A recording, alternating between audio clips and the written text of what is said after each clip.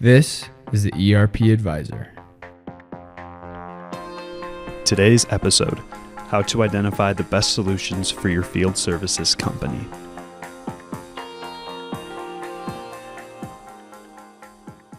Hello everyone, thank you for joining us for today's webinar, How to Identify the Best Solutions for Your Field Services Company.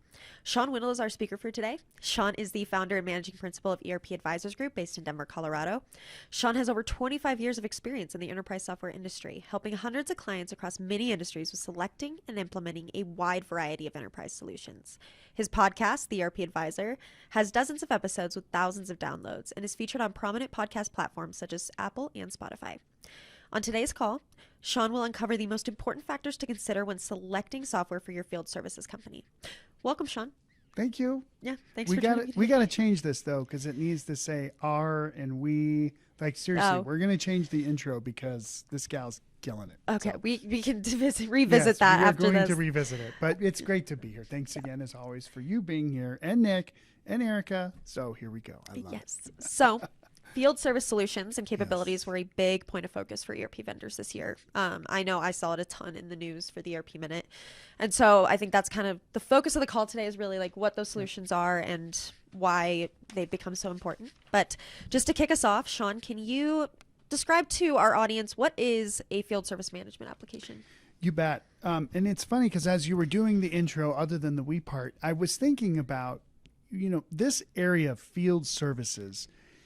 It's sort of been around for a really long time.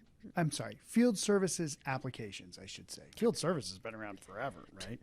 I mean, you think about, decades, centuries ago, there was a problem at the Coliseum. And so the guys that own the Coliseum are calling somebody saying, hey, can you come out and fix the whatever's in the Coliseum? I can guarantee that happened. I don't have proof of that, but I'm sure it did, right?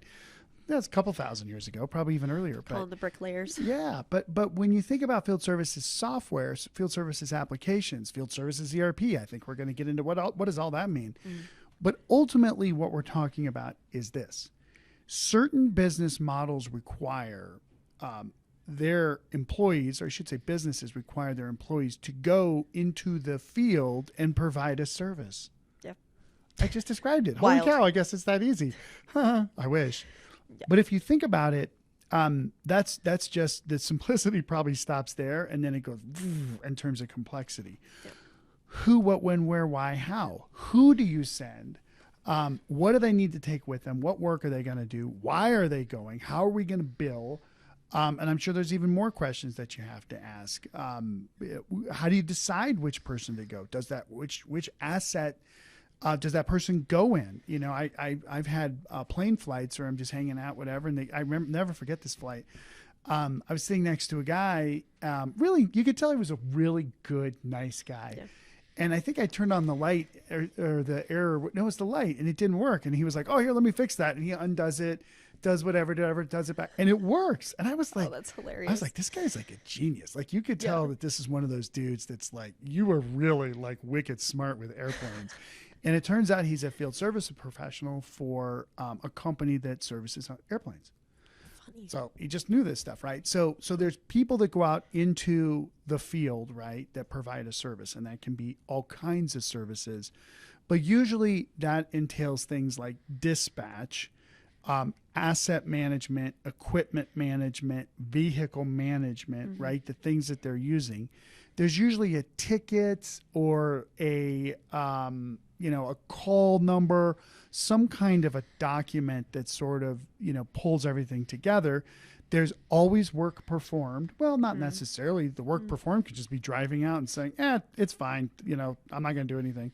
All the way to, we need to replace everything that's here, right? And then there's usually some kind of parts that go into it too. And so then billing is a big part of it as well. And then there's usually even some follow-up. It could be warranty on the work that's done. It could be something else, and even most of our field services clients we work with now have recurring services that they're selling. I had just personally on the consumer side, we had a guy come out and change a filter on the washer. And he said, okay, so I can get you on a program where we come out once a year and we do all this stuff, right? I always buy that stuff. I'm not on the electronics. Although I do we always get the Apple Care. Yeah. But like the other stuff, I don't do that. But like on the home stuff, I'm like, oh my gosh, all I have to do is call and you'll come fix it. This is amazing. Well, imagine if you're an energy company and you own transition lines that go throughout, the country, under the water, or even renewable energy companies that are building these huge solar and wind farms, and they have field services partners that will service their equipment, the turbines. There's only a few folks in the world that service turbines, right? So, having these kinds of programs. All that being said, right, you have to understand the business model to understand the software, right? And so the software supports all those business processes. That's basically what it comes down to at a high level. Does that make sense? Yeah, that definitely makes sense. And I mean, I've seen a few field service demos this past year as I've been interacting with the vendors, and it's so, not to even complicate it even more, but within the accounting, it's so interesting. Yeah. And you need specific systems that can even link up to your ERP or like the other applications that you're using in order to, like, if you have stock versus non-stock items. Yep. And you're out in the field and you're like, oh no, they provided this. How do you account for that? Exactly. Because then you just did the business, but the client, it's all so complicated. It's a big thing. Well, it's on right now. We're taking off the gloves. Let's go into this, because the hardest thing that I have seen in the field services area, I never start with the hard thing, but we're in it. We're diving into it. We're in it. Is asset utilization to a specific ticket. So we've seen this with mining companies. Are they field services companies? Well, kind of, not really. You don't think of them as that, but the requirements are very similar. Yeah. But if you think about specialized tooling or equipment that you have to use on a job, you need to allocate and bill for that time. And usually that's pretty straightforward. Like you have to get a crane in for the day or two. There's a cost that maybe you get it from an outsourced third party. Or maybe you have it internally and usually set up hourly rates, daily rates that you bill. Oil and gas, it runs into this all the time. The field services firms for oil and gas, all the time they have this, right? But it's the costing side that's really, really difficult to figure out. How much did that job cost us to do? And that's where these integrated systems, end-to-end data flows, blah, blah, blah. But that's really, really important, that that side of it is by far the biggest challenge. But I'd rather go a little higher level. You were saying? Yes. I digress. I mean, you already dove into this, kind of giving that overview. And so I think really the next... Anybody on this call who deals with field service stuff, I'm sure has dealt with a field services best of breed versus a field service ERP, one that might be built specifically for their needs. Can you dive into a little bit about what those big differences are? I totally can. And it's not easy. I think even preparing for the call today, we were both kind of like, okay, so how do we sort of handle this? Here's what I thought of. Well, I just thought of it a second ago, but here we go. When you think about enterprise resource planning, ERP, I think I might be the only person on the planet that says this. I think even the team's like, what you talking about, Willis? But I think about it like a conceptual framework. It's not an app. It's not a company. It's just a framework that captures the concept of what do you want software to automate? That's literally it. Yeah. Now, in an ERP, enterprise resource planning, forget the planning for a minute, but we're talking about the entire business, the enterprise or the nonprofit or the government group.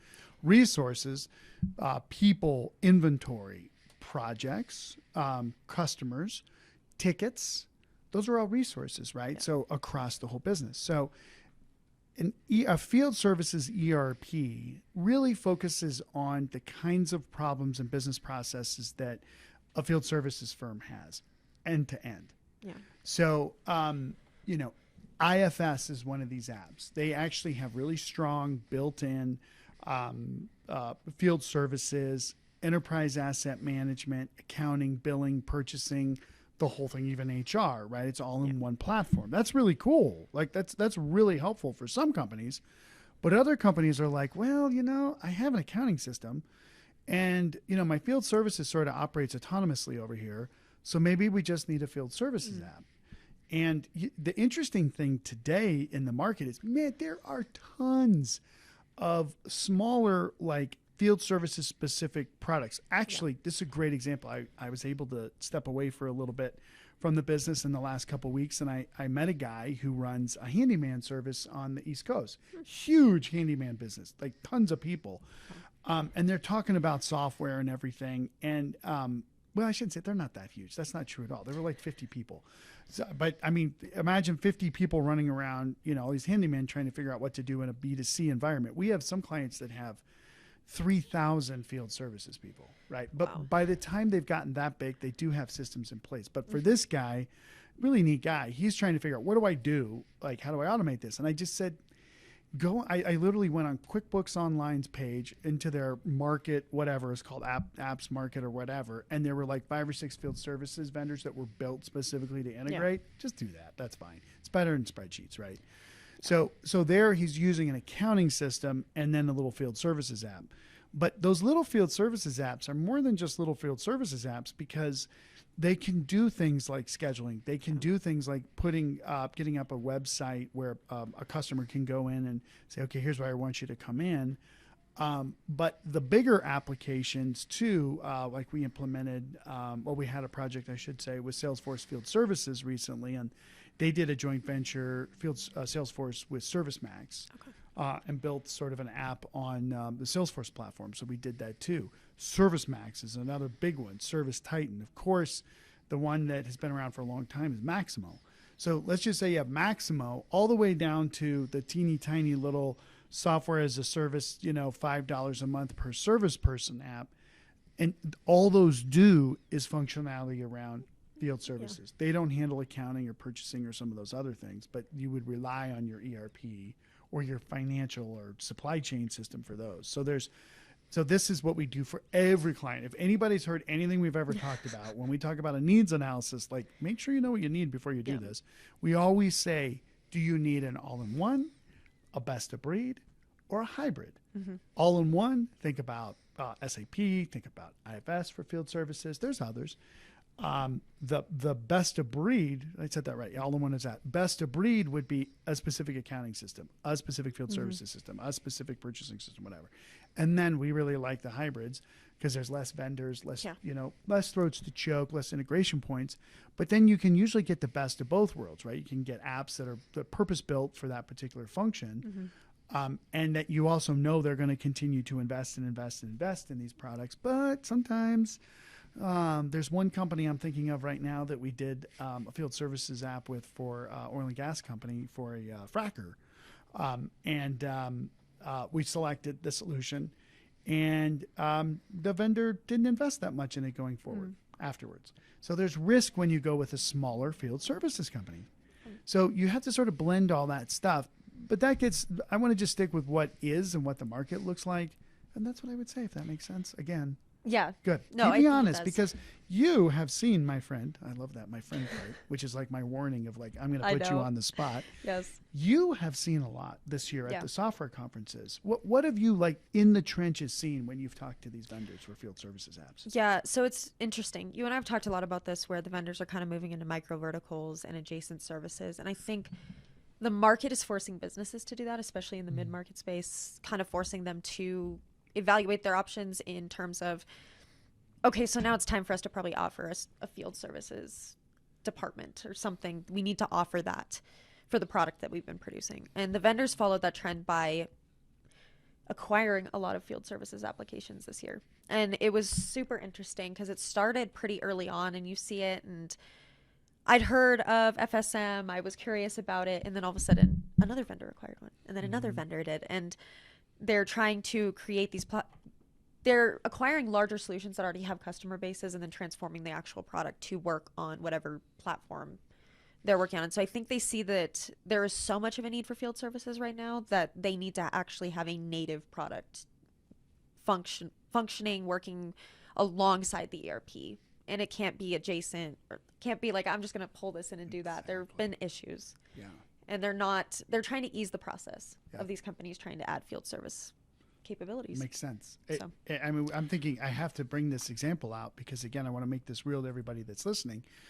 We have a client that is unequivocally a distributor. Yeah. No question. Absolutely, positively. And they distribute industrial machinery for a specific micro segment, blah, blah, blah.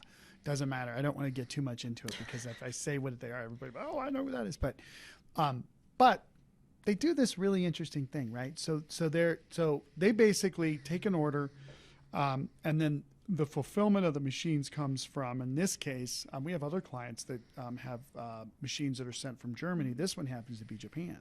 So the machine is sent to the customer, and then our client has people that goes out and they set up the machine. But they don't just set up the machine. They may come back a year later, do a little bit of work.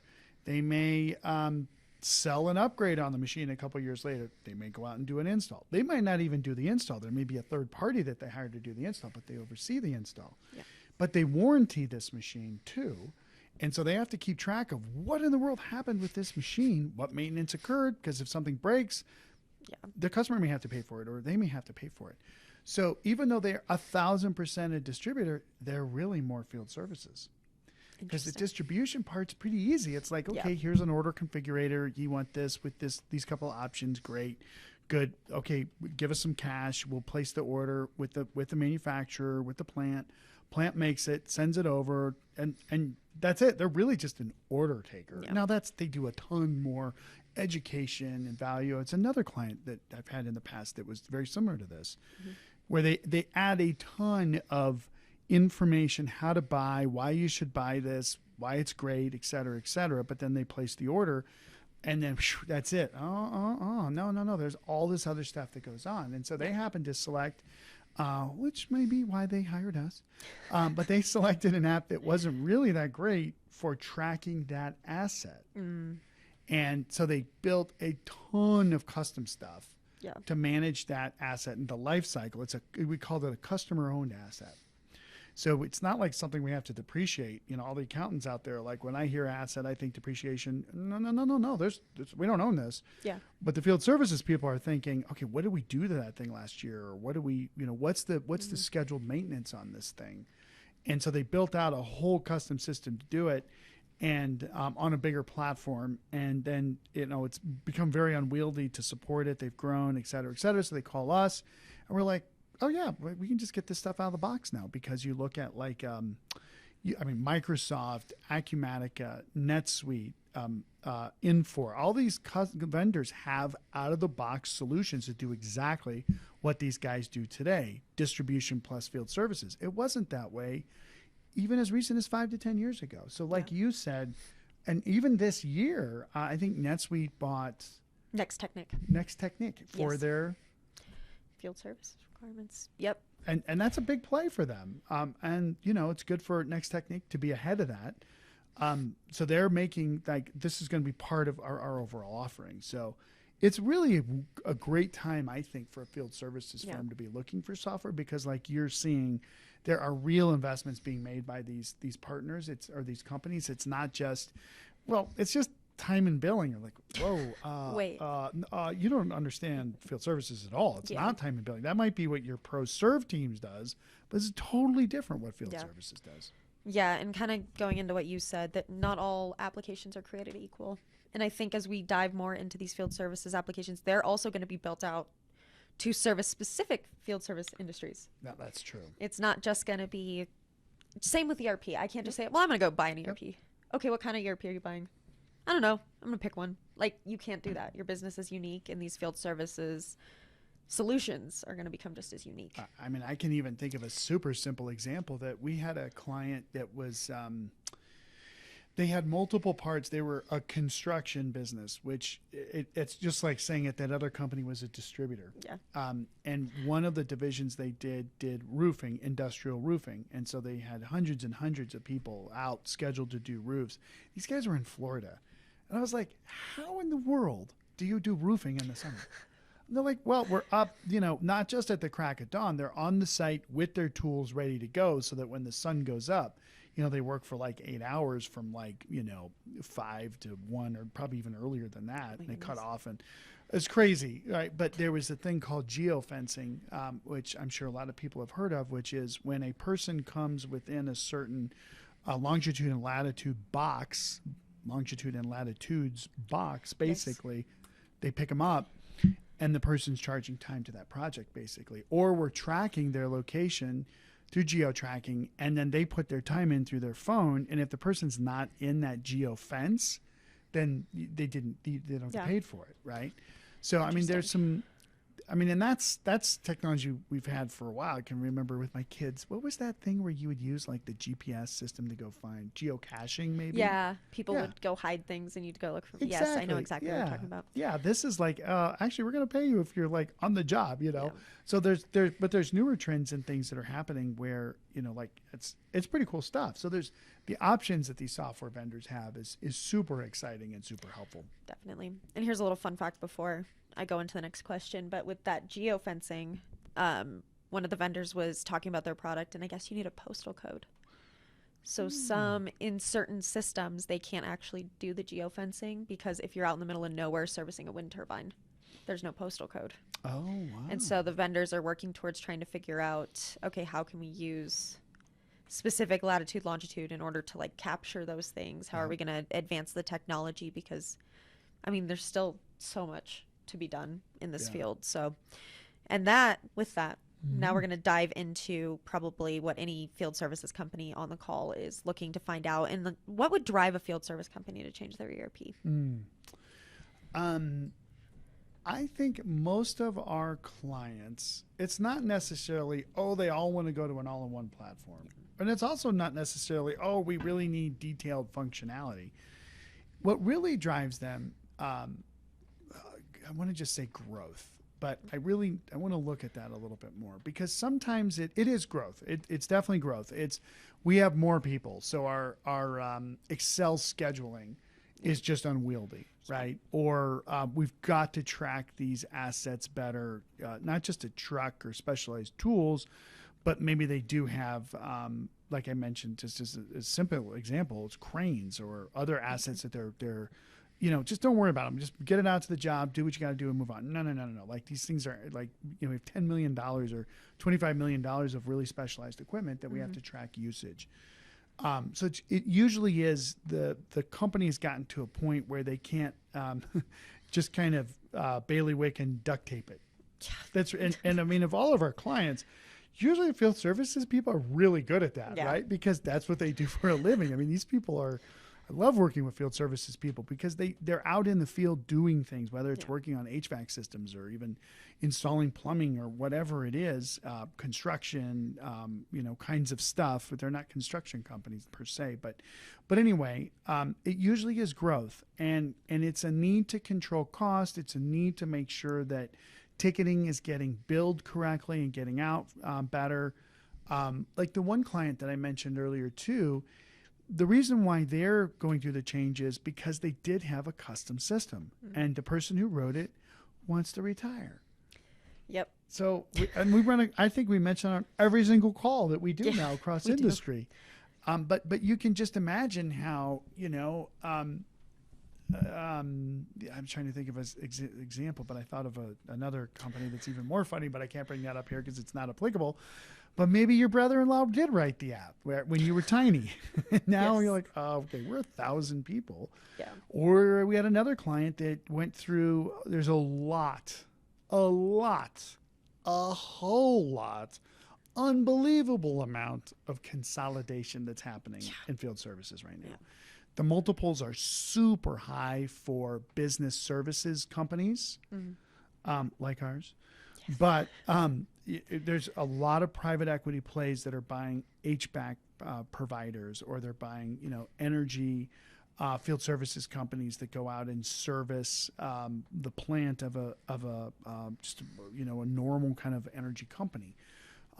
There's a lot happening around just assets in the field with the renewables also. Somebody's got to take care of all that stuff. And so those are also sort of recurring revenue streams because you can get on annual contracts and there's preventative maintenance, et cetera, et cetera. So it's a very highly interesting market for a lot of PE plays. Yeah. So, okay, you were 1,000 people or even 500 or even 200 employees today. Even 25. We had an elevator company that was like this. that services elevators. And they went from like 25, 20 people to now they're like 100. Yeah. And they're like, okay, we need to go out and buy like the biggest field services app we can. We're like, no, you won't. You will not use this. Yeah. Because there's something extremely important. I'm looking at the time that I have to make sure that I share about this. But that's what drives why you should look at these changes. And the truth of the matter is, it's true. Yeah. It really is true. It goes back to the basics of enterprise software. You know, there's 3 of them. Does the software automate our processes? Will it really, no kidding, for sure, not eliminate people today, but enable us to not hire a bunch of more people in the future, right? And then the third one is it really truly creating enterprise value for us? If we do this software solution, is our business worth more? That's not why you do it, but it's a really easy way to measure like, wow, this is really the right thing to do for the business. And I think for field services firms, if they look at those 3 things, they'll know if they should change or not. Yeah. Is there a situation where a field service company who is on a good field service application, maybe that's what they applied first, but they're on a legacy ERP, a case for just upgrading your ERP? Oh, for sure. Yeah. I mean, especially when you look at like the, SAP or IFAS, Microsoft's a different play, but for the platforms that have a module that's field services, JD Edwards is another example of this. They might not have to get off the ERP. They just need to implement the module. Cloud Suite Industrial is a great example of this. We had a company actually right around the corner from here that makes laser engraving machines, and they have a lot of field services, right? We spun up, it was a Cloud Suite Industrial project actually. We spun up their service management app. So perfect. That's great. I would love to see that happen. Yeah. Hallelujah. We don't want to change ERPs if we don't have to. If it's literally just set up another another module, the benefit to that is you're already in the same database as your inventory or your purchasing flow or your accounting. So whether it's a cost in to service or it's a revenue out from service to accounting and invoicing and that, it's easier to integrate. But sometimes maybe a client's requirements are greater than what the ERP vendor's module can do. So you should always talk to your existing providers, but also if you do, just look in the market a little bit, meaning just Google, field services management software, field service software, whatever, right? Literally, you'll find a bunch of apps that pop up and you can take a look at them. Of course, they all sound great. Yeah. It's like being in a fight with your spouse and then you go onto a dating app. You think it's going to get better? It ain't going to get better. You got to deal with your fundamental problem first. Software is just like that. I have to plug for Valentine's Day. Oh, yes. You know how that goes. Yes. Anyway, we missed the topic of Valentine's, I guess, this year. We'll talk about field services instead. But it's, there really are things that you can see pretty obvious when you look at it. And I think you kind of already answered this question, which was the most important factors to consider when upgrading a field service application. No, thank you. No. And I really mean this. If I haven't lost everybody because of my crazy Valentine requirement, please listen. Of all of our industries that we work with, is that really true? I'm thinking of software, manufacturing, distribution, nonprofit, public service. Like I can think of everything we've worked with. The mistake that I have seen with field services is by far what I'm about to say is the most important for field services, and it's so prevalent that it's just so important across all of our verticals. Field services is usually the industry that does this the worst, which is bite off more than they can chew. Yeah. Here's the thing. When you're implementing an accounting system, who's impacted? Who's impacted? Yeah. I mean, who is it? An accounting system, it's the whole business. It is, but who's really using the accounting system? The accountants. The accountants. They're the ones that are upset. They're the ones that get upset, right? If you're implementing an inventory system, who's really impacted? Well, okay. You know where I'm going. I know where you're going, but I'm trying to think. I was like, it could touch a couple different places. It does. There's impacts and there's reports and stuff. But who enters the inventory that we received? Who shows the inventory that we took off the shelf? The inventory people, right? So who is impacted by a field services application? People in the field. The people in the field. Yep. Not one or two of them. And the dispatchers. And the dispatchers, Yes. the admin, the management people, like the billers. Yes. Maybe even the people that are buying the assets that we're using, that, you know, like trucks and stuff like that. So it's like everybody. Yeah. All the and people. and it's so funny, like this concept of organizational change management for ERP is, I mean, it reminds me of like Cheetos. I've never said this before, and I'm about to say Yeah, I don't know how this is going to this is going to be fun. I like chewing on Cheetos every once in a while. I really hate them, but Erica does. She gets and I watch her, and I'm like, dang. I take a Cheeto. Do you take a Cheeto? Have you ever had a Cheeto before? You know, maybe. Okay, yeah. Like Cheeto we get them Puffs. sometimes, and people like the Cheeto Puffs. There's no nutritional value to those things. Oh, no. I literally think they're made on like Mars because they represent nothing on this planet. They're these bright orange puffy things made of some substance. Don't get me wrong, Cheetos manufacturers, probably Frito-Lay, love you. You're doing great. You know, They're delicious. they're delicious. There's a place and a time for Cheetos. I don't even know why I said that now because I love Cheetos too. But the bottom line of what I'm trying to say is field services apps literally affect every single person in the field. Now, I know why I'm saying this. When people talk about organizational change management, I want you to think about it as a Cheeto. What I really want you to focus on, instead of some phrase that nobody knows what it is and we're going to sell you at $400 an hour a bunch of advice that no one's going to do anything with, AKA OCM/Cheetos, Yep. what I would rather you do is just say, who are the people that are going to have to use the software? Who are they? That's it.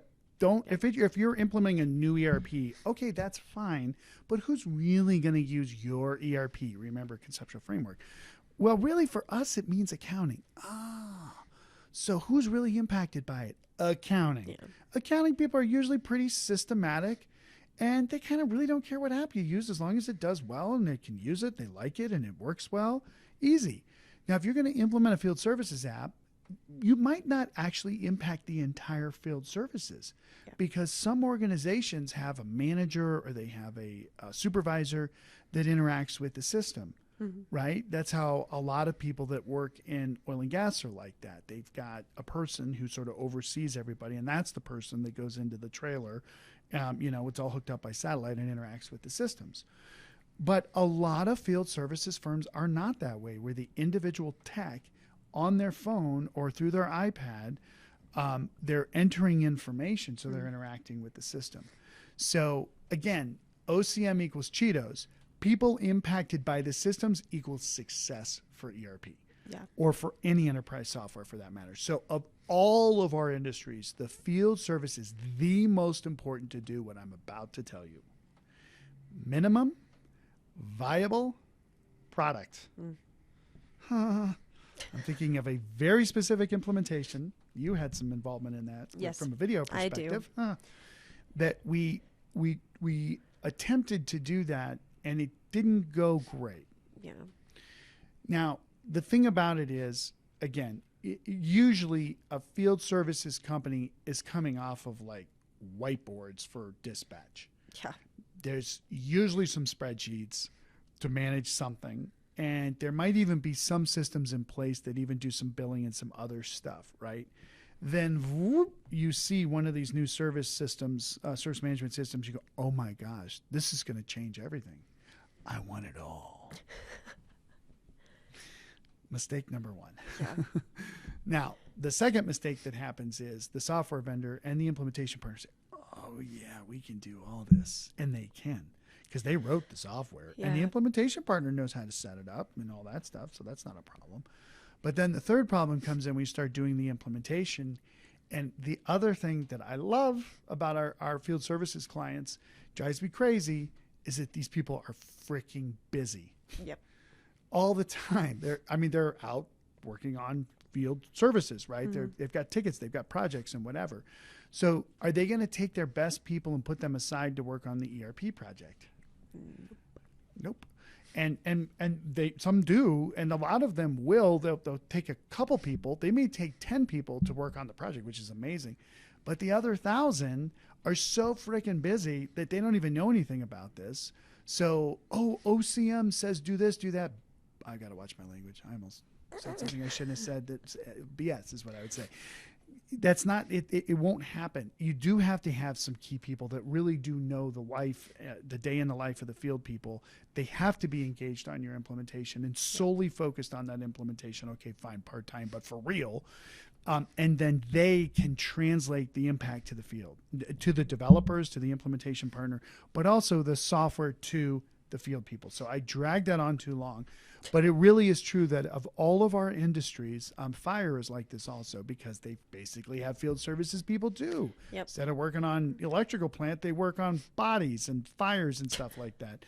But it's the same thing there, where you really have to think with, you're changing these people's lives, right? Just recently, you can see this hotel over here. I was going to bring that yes, up. Yeah. I use a company in town. They're really wicked expensive, but they're amazing. And they had all their trucks over here because they were doing an implementation with the new software solution. And if you look, I bet there were 50 trucks over there. And you think about 1 hour of all 50 of those people being in that training costs a lot of money, right? Yeah. So these systems are not cheap. And it's not just about the software, the implementation. It's the impact to your people and the downtime that they have. So please, please, please, if you're in field services and you're listening to this call, just throw the OCM crap in the trash and just look at, I have people that I love these people. I mean, imagine you started a firm or you're responsible for it, or you're a manager or whatever. These guys and gals are out here doing stuff that some of them are risking their lives. They're in the heat, they're in the cold, they're doing whatever. They're like great, great people. Do the right thing for them. Yep. So just when I say minimum viable product, just do a little bit in phase one. Get them off the old crap and the old spreadsheets and the people go back to the truck and they write stuff on a piece of paper. Maybe they go back to the truck and they're in their iPad. That's too much. They're like, dunk, dunk, dunk, dunk, dunk, fine. So then when they get back to the hotel that night, maybe they're entering stuff or whatever. But just think about gradients. Think about something simple to start with. Just getting the platform in place, you will get benefits unequivocally. That will happen. Then you get the automated time goes through to accounting in real time, right? So we can invoice that night, or you get some basic stuff, right? But don't try to get the whiz-bang dispatch and scheduling in phase one. Maybe you just get the basics in phase one. Phase two, hey, let's start talking about some of this cool stuff. Phase three, do it, right?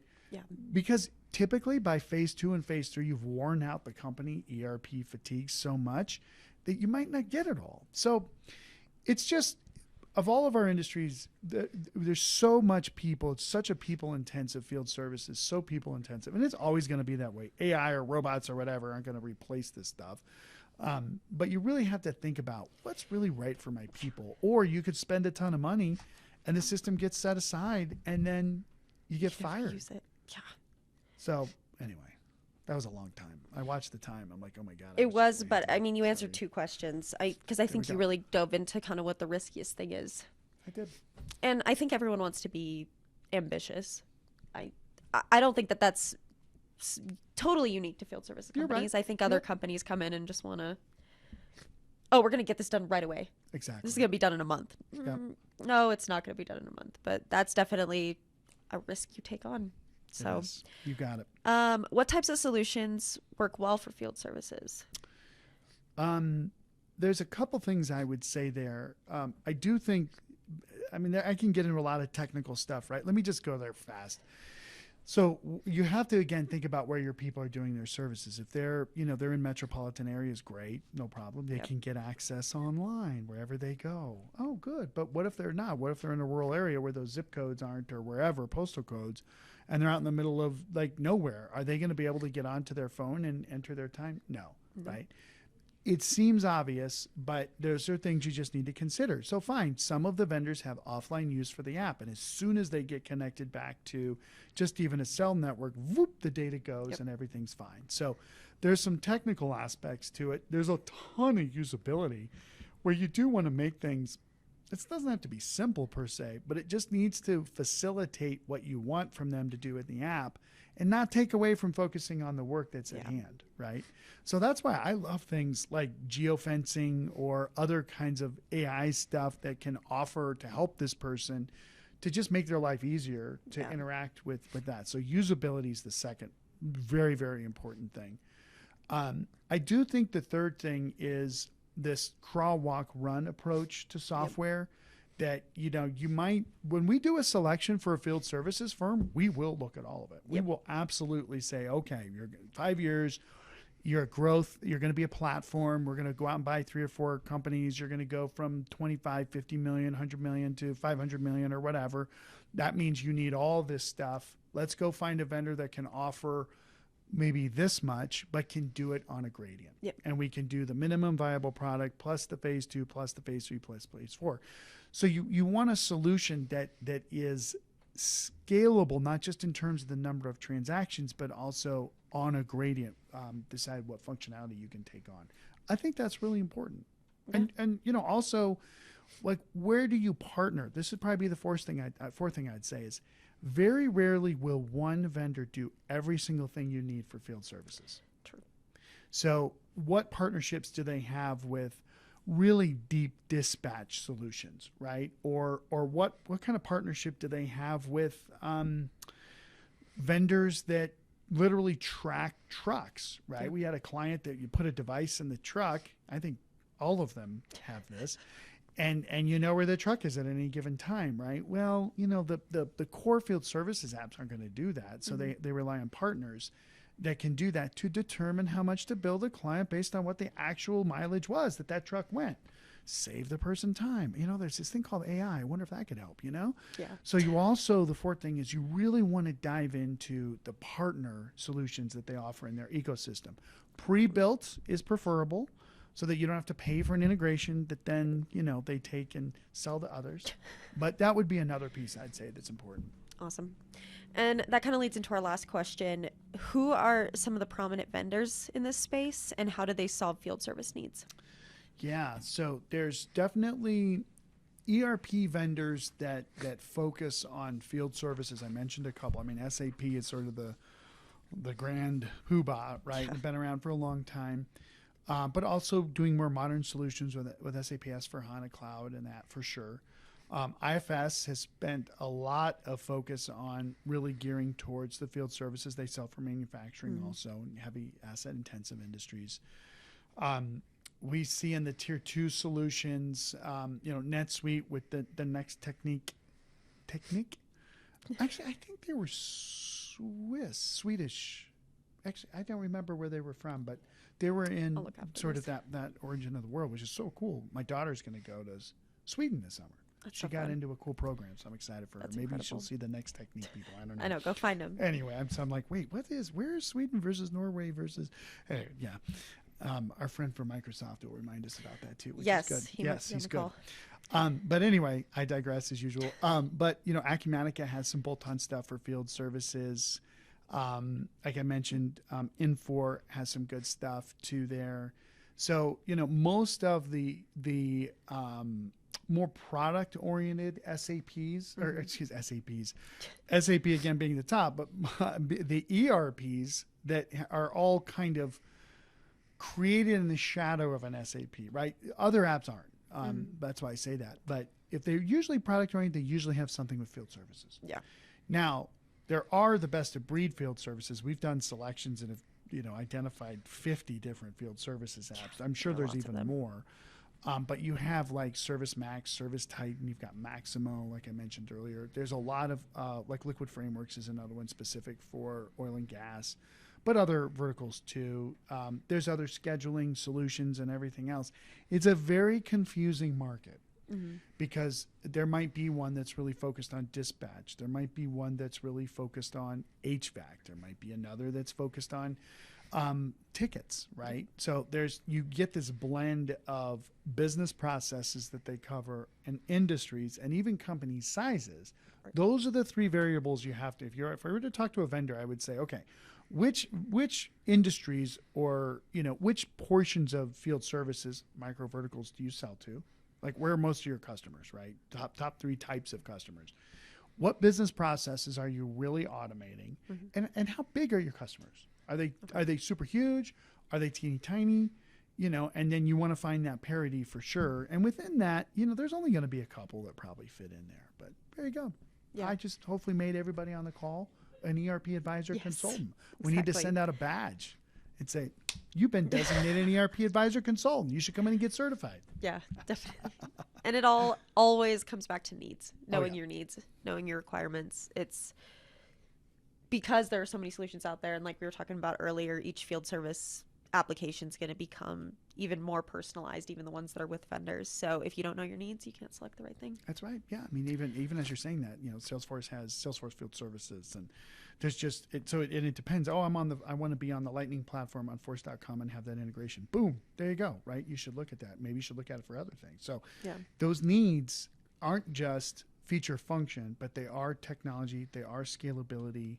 All the usual stuff that we talk about, it's all over the website. You can check it out. But especially in this area, you do have to know that because it's so freaking confusing. Yep.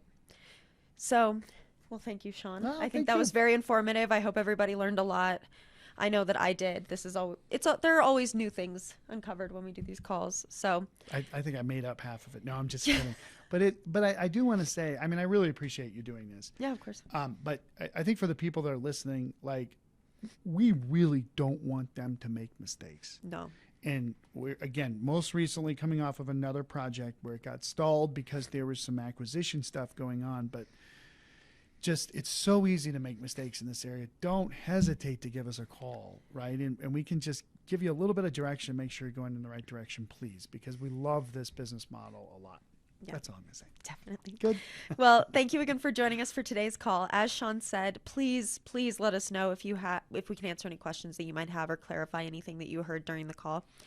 Be sure to join us for our next webinar scheduled for Thursday, March 7th, Introduction to ERP Systems, where Shawn will provide a crash course on the basics of ERP systems and highlight the value the right system can provide to your business. This event is eligible for a free CP credit, so be sure to join us. Please go to our website, erpadvisorsgroup.com, for more details, including the learning objectives and to register.